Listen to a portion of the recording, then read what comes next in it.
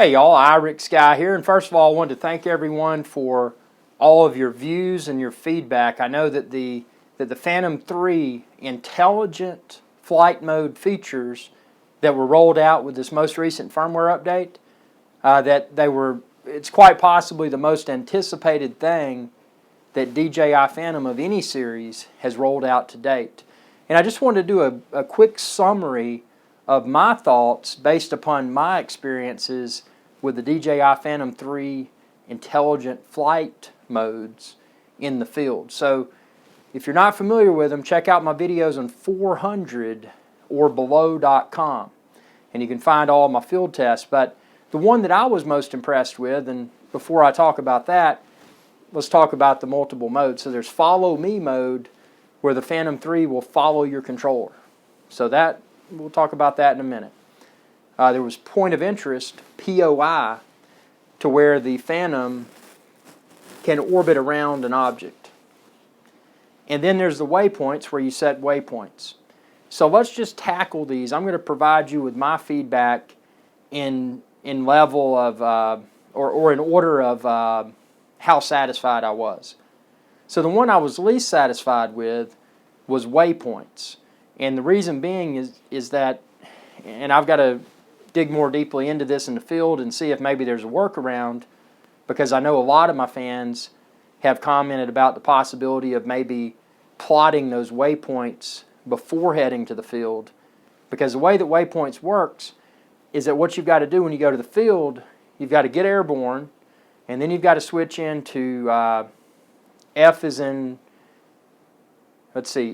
Frank mode, and then it'll pop open your menu where you can choose waypoints. But the bad part about it is that you've got to fly. So you've got to fly that course to plot those waypoints. So that's consuming battery life. So you're flying the course before you actually are able to engage the autonomous flight that will go to those waypoints that were specified.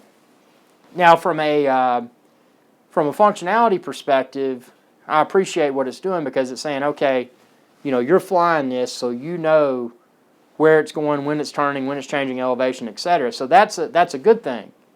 But the drawback, obviously, is that you're consuming battery life setting that course.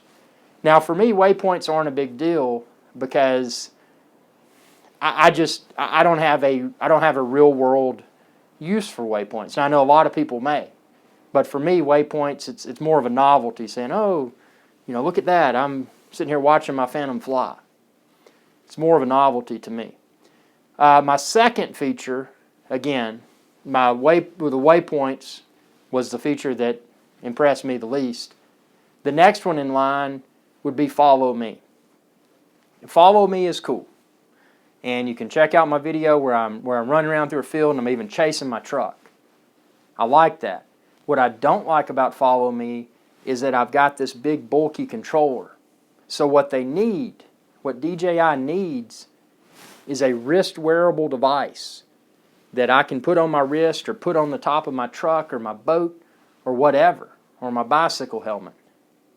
But obviously, to be safe, someone would still have the controller, you know, should it start to behave erratically and they need to regain manual control. So I appreciate that, you know, the safety component. But I need something wrist wearable, or something that size that I can use for the follow me feature. So if it had that, it would be a lot better perceived, in my opinion. Now, my most favorite feature from the Phantom 3 intelligent flight modes is the point of interest, the POI. I found it to be really cool, because what I was able to do, and I'm still working to master it, I was able to take my Phantom 3 out into a safe and responsible location. I was able to fly it manually over the object, the point of interest. Once I set that point of interest, I then set my radius. So at that point, the Phantom 3 starts to do a 360-degree orbit of that point of interest. What's cool about it is that obviously I can control the gimbal wheel up and down.